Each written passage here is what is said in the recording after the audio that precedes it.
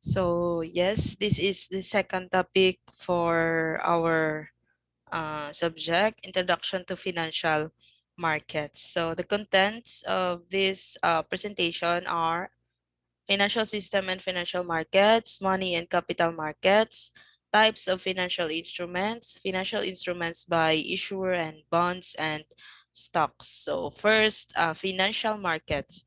So the main goal of financial markets is take savings from those who do not wish to consume or those savings surplus units and to channel them to those who wish to invest more than they have presently saving deficit even more than they have presently. So those are the saving deficit units. So we have here the a diagram that explains how the financial system works.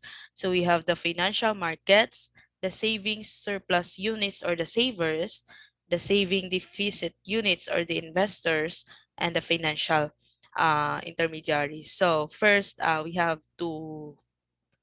can start here with the saving surplus units or the savers. So, ang mga saver, may mga sobrang nga kwarta. Ang kwarta, ginapasulod nila sa financial market. Also, to the financial intermediaries. We will then uh, later on, we will know the difference between the financial markets and the financial intermediaries. So matunoso nagbutang kwarta si saver kiti sobra na nila mo. Sobra nga kwarta. So like surplus na nila, so ginpasulod nila sa financial market, pasulod nila sa financial intermediaries. Ining si financial markets and financial intermediaries, si investors or the saving deficit units.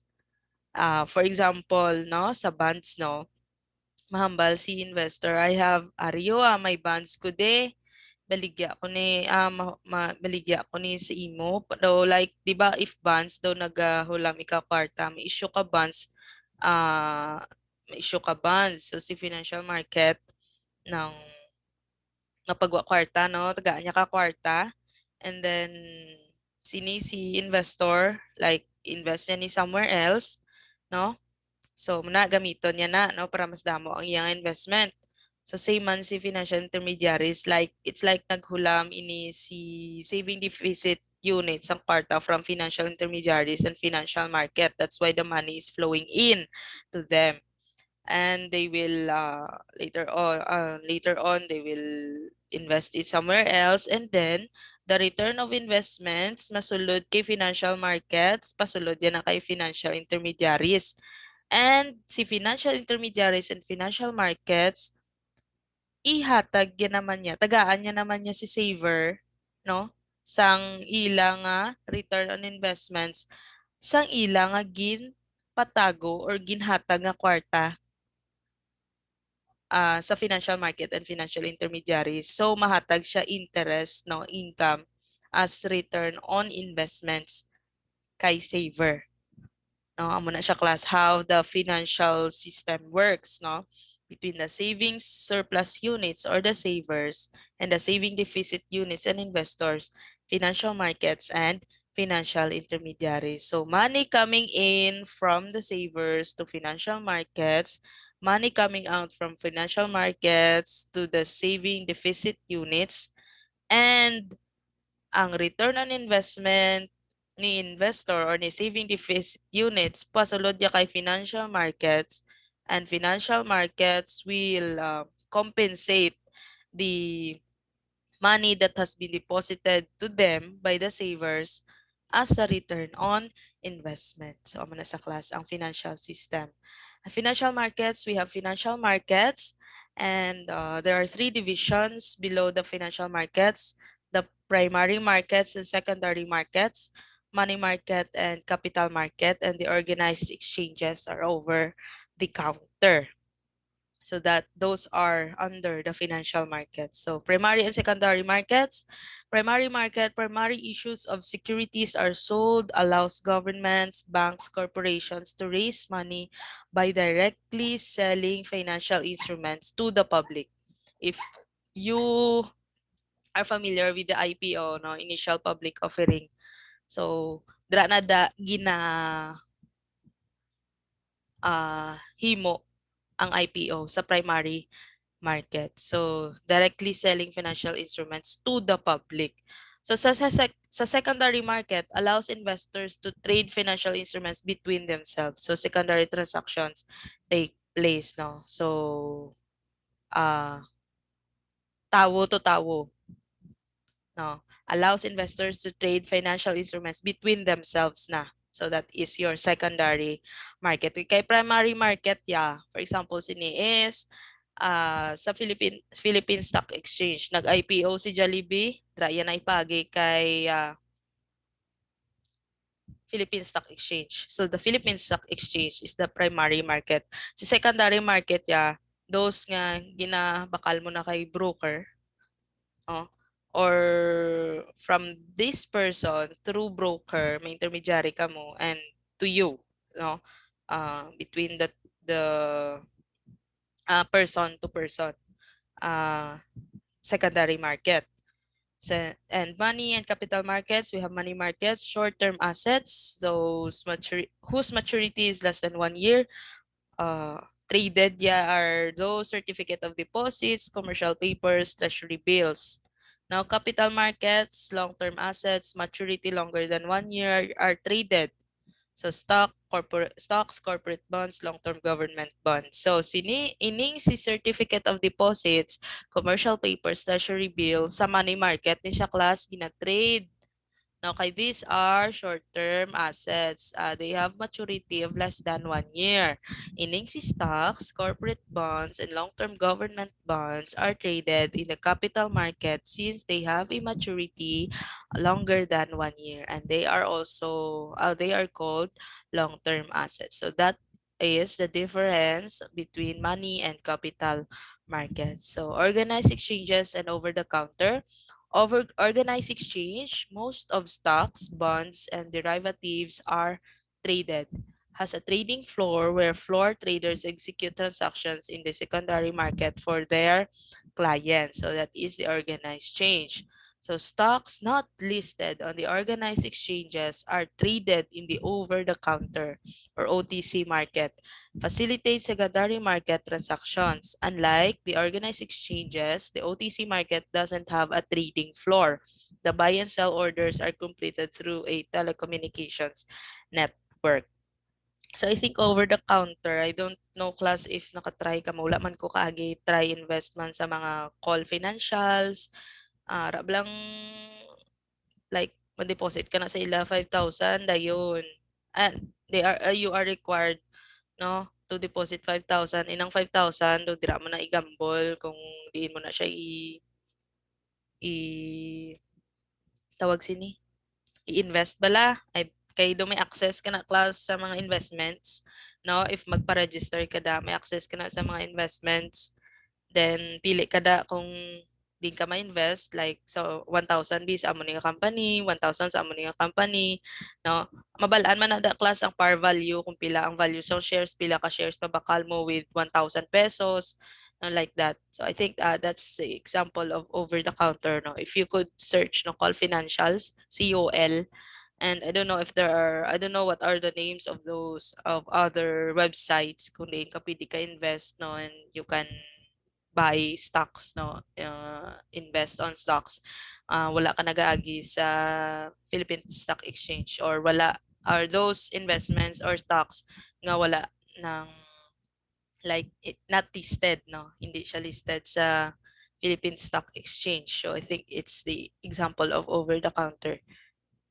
Okay, so prices of financial instruments are determined in equilibrium by demand and supply forces. No, if that financial instrument is bakal, so most probably mataas na iya nga price, and if that certain financial instrument is medyo inang medyo oops hindi siya bakal, so more or less pabarato siya. If they reflect market expectations regarding the future as inferred from currently available information. So types of financial instruments, type of issuer. So we have government and government agencies, states, regions, provinces, municipalities, corporations, no, financial institutions, and others. So sa type of issuer, these are our examples of issuers of financial instruments. As to maturity, we have short-term instruments, we have long-term instruments. Type of yield, dividend bearing, no, kung ang iyang yield is stocks. Discount debt instruments, example of this is the treasury bills. Interest income instruments, may siyang nag-bear siya yaya interest. Okay? So by level of risk, we have risk-free instruments, treasury bills, low-risky securities, treasury notes and bonds, investment-grade corporate bonds, blue-chip stocks. So high-risky securities, junk bonds, stocks, and derivatives. So financial instruments issued by government, the goals, first is to finance any shortfall between expenditures and taxes. So if there is deficit, so si government kinanglan niya mag-raise money, so they will issue bonds, no? Ma-issue sila bonds, so money is coming in. So they have money na. No? That is to finance any shortfall between expenditures and taxes na. To refinance maturing debt. So si government, hindi lang isang utang, hindi lang dua, hindi lang tatlo, damo-damo utang si government. So if utang 1 is manog mature kag wala kwarta si government para ibayad kay utang number 1, it will issue or it will utang, it will create another utang to refinance the utang number 1 that will be maturing. So muna siya class now. To refinance maturing debt. Third is to finance investment projects, social programs, etc. So if there is a project, wala kwarta, so mautang si government. That's why nagadamo ang aton utang. No, we are not good in, I don't know if we are not really good in generating revenues. But then, ang question is, diin ka kadto aton kwarta. Now, why is it that we pay a lot of taxes, revenues are generated, but then kasigi kita utang? So, where did the money go? So, where the taxes go? So, financial instruments issued by government, treasury bills or T-bills, T-bills are the largest component of the money market. Maturities 4 weeks, 13 weeks, 26 weeks, sold at a discount from face value, considered as a risk-free investment, no chance of default, very little interest rate, are actively traded, and interest is subject to federal tax. Ang federal tax, it does not apply to us. Subject to tax na lang, no? But exempted from state and local taxes. Federal tax is in US. So, treasury coupon issues, yes, it's a maturity. Hindi ko na ni class pag i-reiterate. Okay, interest, treasury coupon. Samo na ang gina-issue ni government. No? Most likely, it's treasury bills, and I have no idea if how that works. Okay, wala po ko kaagi sa government. Okay, so we have here the financial instruments issued by commercial banks. So banks raise funds by accepting deposits and selling securities. So these funds are used to fund various loans. So si bangko bisan damo kwarta may utang man na sila. No, kay ang bangko ang ginatago nila is hindi man ila, no. Iyan na ni depositor. No. Kay sila ang nagaborrow sang kwarta, di ba class? So there is a debtor-creditor relationship between the depositor and the bank. So certificate of deposits, large fixed maturity deposits, minimum deposit is $100,000, around 5 million sa Philippines, and typical deposit is 1 million. So this is around 50 million. So liquid secondary market, upon maturity, the holder of the certificate receives the funds from the issuing bank. So if mag-issue sa imo sa certificate, si bangko sa certificate of deposit, so amo ni ang mga requirements. Okay? So, financial instruments issued by corporations naman, the goals of it are First, to finance operations, to invest in new projects, to expand their business, and to repay debt or repurchase the shares. So, muna siyang iyang goals, no? It's like uh, something situations in which the corporation needed money so much. So that is why they issue financial instruments.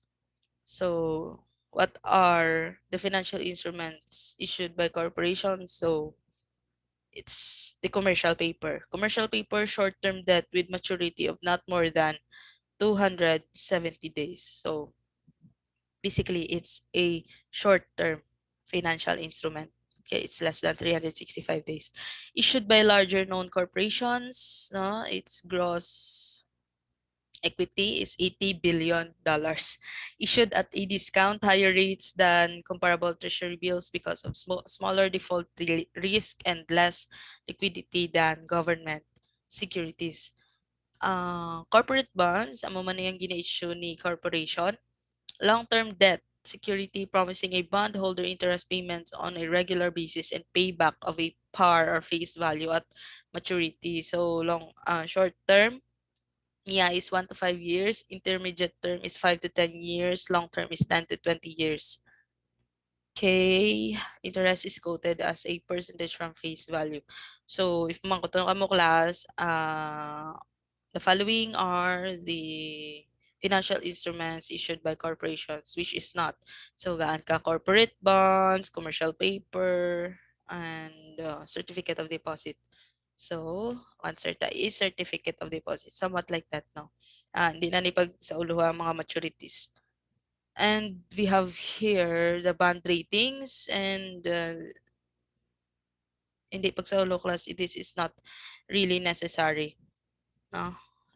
Moody's, S&P, meaning unexpected return. So financial instruments issued by corporations, depending on the bond ratings. So junk bonds, bonds with below investment grade rating. So by the term itself, junk bond, something, it's junk, no? So it is high yielding, even though it's junk. But then it has a very high risk. Okay? Kay below investment grade rating na siya class, medyo alang-alang ka pero if ginansya naman siya, taas iya nga yield, no? So what are the examples of corporate bonds? Debentures, no? If you have seen this in your financial accounting. Unsecured debt backed only by the general assets of the issuing corporation. Secured debt, no, or mortgage debt secured by specific assets. So ining si secured debt, kung hindi mo ni siya mabayaran, so there is a collateral, no? Subordinated debt, in default, the holders get payments only after other debt holders get their full payment. So, hindi ikaw ang priority sa payment, pero kung maimpas na ang nauna, ikaw naman. And the senior debt, in default holders get payment before other debt holders get. So, si senior debt mauna, then si subordinated debt.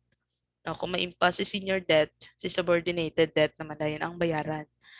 And zero coupon bonds, bonds that pay face value at maturity and no payment until then, sell today at a discount from face value, tax based on accrued interest, and no reinvestment risk or reinvestment cost. So issued by common stocks. So common stockholders are the owners of the corporation's equity. It does not have a specified maturity date class because it is a stock. It is a equity, so it does not have a maturity date unless kung bonds na siya, ara sa liability, so it has a maturity date. And the firm is not obliged to pay dividends to shareholders. No? Well, it depends kung hindi siya yung obligation nga magbayad dividends. But if you could remember sa tax, I don't know if you have tax, si corporation is ginapenalize sa ni BIR if nagahold siya sa iyang earnings, no, ginatipon niya iya earnings, and there is a limit. If maglapaw na sila sa sinang limit, there is a penalty for that, no, penalty tax. for not paying dividends, no? Kay gina-retain lang nila ila earnings, so they are not paying dividends. So with that, they will be penalized, no? There is a penalty tax imposed to them. So it is not obliged, but then it is encouraged to pay dividends to your shareholders if the company is earning.